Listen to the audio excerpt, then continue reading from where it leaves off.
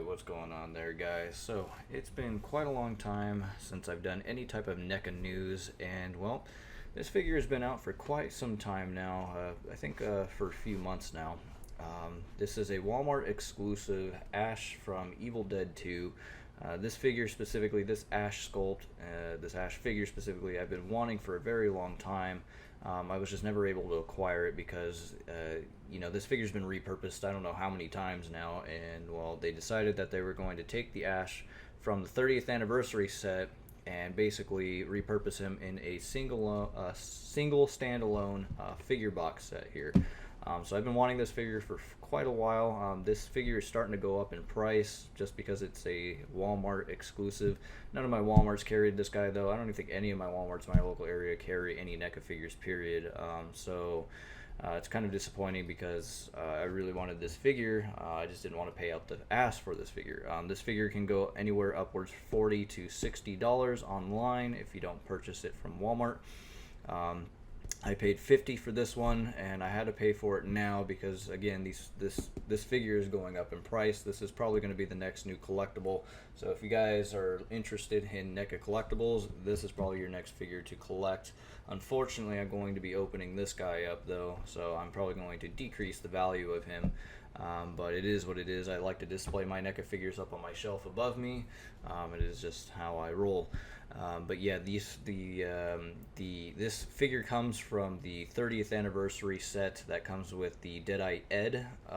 You guys are probably familiar with seeing this box set. That box set is just way out of my price range now because it came out a few years ago, so that one's becoming more exclusive now and very expensive. You were looking at anywhere from $100 plus for that box set, and it's just not something I'm willing to pay just to have a Deadeye Ed and the Ash figure itself. I will say the one thing I am disappointed with this figure specifically is the fact that the deer head, the iconic laughing deer head that you see in Evil Dead 2 is not included in this set as it is included in the 30th anniversary set, so that kind of sucks in terms of doing dioramas. Any future dioramas you want to do, you're definitely going to want to purchase that box set so you can use it as a good centerpiece for your diorama. Anyways, guys, let's go ahead and get right into this. This is going to be my first time unboxing this guy and basically going over his articulation and just seeing how he basically reacts to me manipulating him. So let's go ahead and get into this, guys. So this is what he looks like up close and personal. Oh, gotta angle it into the camera there. So he comes with 3 multiple heads. The one that's already on him by default. You know what kind of sucks here is that his chainsaw is a little bent. Hopefully I can take a hairdryer and kind of manipulate that so it's not bent. That's the one thing that I'm not happy about this one specifically that I purchased. I did purchase this one from eBay. Hopefully it's not some fucking knockoff bootleg figure.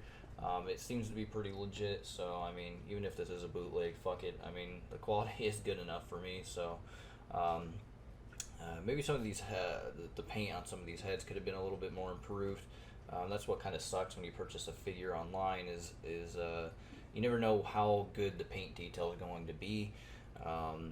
Because sometimes they have multiple figures that they've purchased, and then they throw them up on eBay and give you whatever one that they have. Yeah, he comes with his boomstick here. Hopefully the glare isn't too bad.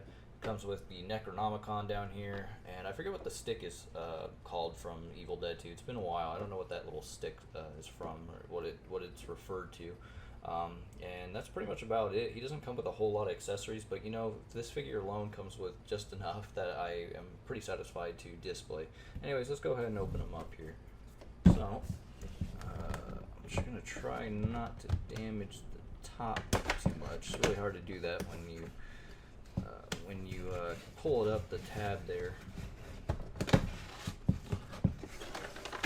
And there is the figure itself right out. Go ahead and put the box aside. I always collect the box because I like to display the box up on my shelf. Alright, so here he is. Let's go ahead and pull him out. I think he does have a little twisty back here, does he? It's not like twisted behind him though. That's kind of cool. Maybe it is. I don't know. That's a really weird twisty tie. It's like elastic. Are you allowed to? Well, we can just go ahead and pull his heads out, I guess. There goes one.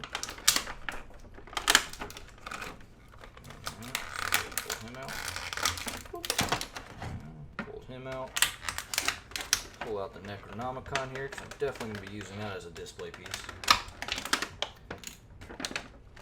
Okay, I got some tape here. There's this boomstick. Gotta have the boomstick. That's pretty iconic for Ash. And whatever this little stick thing is, I always forget what that stick is called. There we go. Alright, now oh, that's gonna sound terrible on the mic there. Hold on, guys. I gotta figure out how to tear him out of here. Okay, that had been one of the most difficult fucking little, like, twisty to get the figure out that I've ever dealt with in an action figure. Jesus Christ. Okay. So, here is Ash in the flesh here. You know, as far as his articulation is concerned, luckily I was able to bend his chainsaw back to being straight without having to apply any type of heat. For the most part, it's pretty straight, so I'm kind of happy with that. I was hoping I was going to have to apply some heat and really manipulate it to get it to not be that way, but no, it worked pretty good.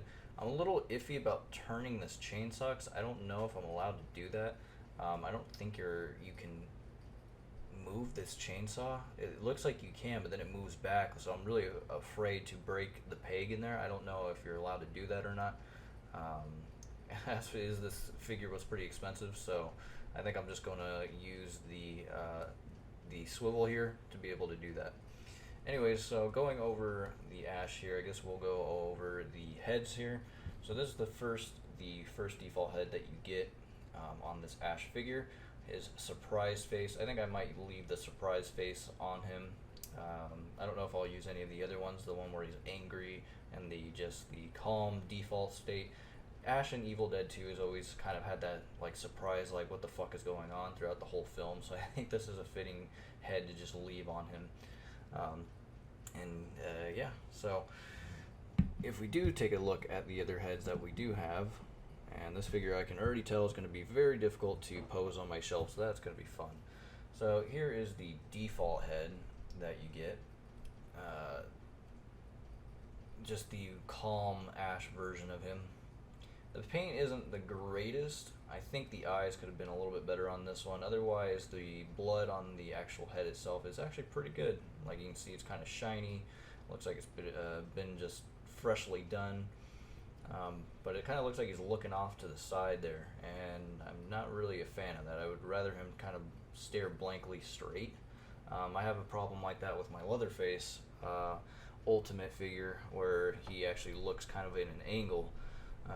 It isn't game breaking, but it is kind of annoying to have paint differences like that. And then this one, I don't think this paint sculpt was all the best at all on this one. As you can see, he looks kind of derpy. His eye, especially on this one, looks like it's pointing off in a different direction. So, you know, if you're really good at paint restoration, you know, you could fix this kind of stuff. However, I've never gotten into being able to paint on figures. I think you use vinyl paint to correct things like this. It's kind of cool because they did add some attention to detail. They actually look like they've added some blood inside the teeth too, as if like maybe he's got like a bloody mouth going on there. So that's kind of cool. And then as far as accessories go, so he doesn't really get too many accessories. Again, he comes with the Necronomicon, the boomstick, and that weird corrupted stick there. So here is the Necronomicon. But what's cool about the Necronomicon is it opens up, and you actually have some more attention to detail in here. I think that's pretty badass how much detail you have in there, considering how small this little tiny prop is. So if you want to act as if Ash is holding the Necronomicon, which I may do, I'm not entirely sure yet how I'm going to pose him. Probably towards the end of the video I'll show you him up on top of my my shelf, how I've posed him. But I might pose him with the Necronomicon or his boomstick, one of the two. But yeah, you can't flip any more pages than what's given there, but it's still pretty cool with the fact that they do have it opened up here. So okay, and then let's go ahead and look at his shotgun here. So attention to detail on the shotgun, it actually does look like it has some wood grain going on the stock here, so that's very cool. It's very gunmetal. The color of that's called gunmetal, where it's kind of like a grayish black. So it's got a gunmetal type color to the actual barrel. his sawed off trusty boomstick. So not much there, but I do appreciate that they did add some attention to detail to the stock. It does look like it has some wood there. So NECA's paint is always kind of been really cool. I'm always pretty satisfied for most of the paint detail that they do on some of their figures. It's usually just the head paint is usually kind of terrible on some figures, and you got to really watch what you're looking for in terms of paint detail when you're getting these NECA figures. So if you have a few boxes at your Target, your local Target, and you're looking for the perfect paint before you purchase one out of maybe the 5 Ash figures that you see on the shelf, always look through all of them to try to get the best paint detail, because you don't want to buy one that's really crappy. And here's that weird little cipher stick thing that I was talking about. Again, I have to rewatch Evil Dead 2. It's been quite a little bit, so I kind of forget what this thing's. If you guys are familiar with the Evil Dead franchise, you would have to leave a comment in the comment section there and tell me what the hell this thing was, because I completely forgot. I didn't watch the video or the movies before making this. I've always just been an Evil Dead kind of fan and been a fan of Ash, and so that's why, I wanted to pick up this figure. He just is like a horror cult iconic, having Bruce Campbell in your collection. So, anyways, going back to now the figure, we can go over articulation. So, articulation is, as you'd expect in most NECA figures, it's always pretty superb. You got a ball and socket here, so he's able to move around his head, up and down, up as far as up there, and down is as far as there. It might differ from head to head, but I think most of the heads have the same sculpt for the most part, so up and down is probably going to be much or less the same. So, and then we have full rotation of the arm. This ball and socket right here too, and both arms go into pretty much a T pose, and you can't really go any higher than that. So, and then you have your swivel arm, swivel. Here you have a swivel as well in the forearm, and in the forearm that's pretty much as high as it goes here. And I don't think the hands do kind of move, as you can see, not too much, but they do move up and down a little bit. These are usually on a peg type socket here. The hand would be the socket, and then the peg is just sitting inside the forearm. So as far as articulation goes on the arms, it's not terrible, but you can't really get the arm to go all the way down into the body right here, like close to his torso. So, and then the torso, it looks like there is kind of a ball and socket here into the torso. You can kind of, you can actually a little bit. So this torso, how you can see a line right down up in here, you can move it down a little bit, and you can get that to give him a bit of an ab crunch, but not a whole lot, but enough to where you can get him to really look down on the floor, look at something. So that's really cool. If maybe he's looking at the Necronomicon, or he's looking at the Deadeye Ed, if you got that version of the 30th anniversary figure, because again, these are the same sculpted figures, it's just repackaged in a separate package just for Ash. So and again, going back to this chainsaw here, I would be very careful with this chainsaw. I didn't look at other reviewers of this figure, so I don't know if you're able to move this chainsaw or not. I'm really skeptical of turning this chainsaw, because I don't think you're allowed to. What you're seeing turning is actually the forearm at the swivel here, so be very careful with this chainsaw if you do pick up this figure. Going with the legs here, and again, we do have full rotation at the waist, so as you would expect in most figures nowadays. So he can do the splits pretty well, can't he? Yeah, Ash can do the splits pretty well, so if you want to make him do the splits, you can make him do the splits. And his forward and back motion, so he is hindered by his ass flaps here, so he can't really go too far back in terms of his legs here. So, and if you want to make him go all the way forward, he can sit down to some degree. He is kind of limited again with this this sort of like diaper torso thing that he's got going on here. So he has some soft goods here, so like the torso area is soft goods, so it's kind of like rubbery, like his shirt's kind of manipulative. You can kind of move it around, and manipulate it a little bit. And same thing goes with this like diaper part of his pants here. It's very squishy, and it's just so you can add some flexibility in there as far as, you know, moving the joints around and moving the limbs. So, and then if you look at the knee here, knee doesn't bend too much. You can't really bend that knee any more than that, so that knee's not really going anywhere. If you push it out, it just goes straight. So as far as this hinge joint goes, hinge isn't really going to go very far. And if we go to this one, same kind of instance there. It doesn't really go very far at all, and it only goes straight out. Can't really go any more higher than that. Plus, I don't know why you'd want to go any higher than that, considering that means he's got some overextension of the leg, and I would probably get that checked out. Anywho, so he does have, again, a swivel sort of saddle joint going on here, you know, pivot and all that good stuff. So, and in the foot, it does have some articulation in the foot as well.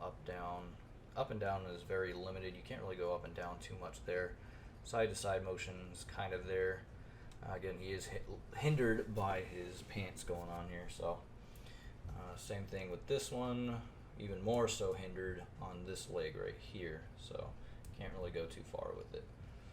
So yeah, I mean, this Ultimate Ash, he's very simple, very plain. There's nothing, you know, going on with him that's too crazy. It's just enough to basically allow you to pose them on your, you know, shelf and add them to your collection. Again, I would highly recommend people picking up this figure if you are impressed by, you know, the Ash figures themselves. This one, you know, being that it is packaged alone, you know, and it's only going for about $40 and $60. It is a little bit on the heftier price there, but again, this is because these figures are going up in price, and I would highly recommend that you guys pick them up now before they get even 10 times more expensive. Because yeah, I can see that this figure will probably start getting into the upwards of $100, no doubt, in my mind, if not $80. So that's why I had to pick them up now. I didn't really want to purchase them yet just now, but the fact of the matter is I want to make more content for my channel, and so I thought this would be a perfect opportunity to give my little review of this little Ash. I've been eyeballing this Ash sculpted figure, this version of Ash specifically, for quite a long time. I just never picked up the 30th anniversary set one, again, because it was just too damn expensive. And you know, now that NECA repackaged just Ash by himself in this pack alone, allowed me to be able to get him at an affordable price. So I'm very thankful of that from NECA. I didn't really care for having Ed in the 30th anniversary, and so again, this works out just perfect for me, just to be able to just display him on my shelf. Anyways, guys, I'll go ahead and show you how I've displayed him up on my shelf, and then that will be the end of the review. If you guys have any questions, comments, or concerns, please feel free to leave them in the comment section below. I approve of this figure, and I'm glad that I can add him to the many more collections of NECA figures in the near future. So my next new NECA figure will probably be the Ghostface that will be coming out in July. I think they moved it to August now, but that'll be my next new figure review. So hopefully you guys have a good one, and I will see you in the next video. Peace out.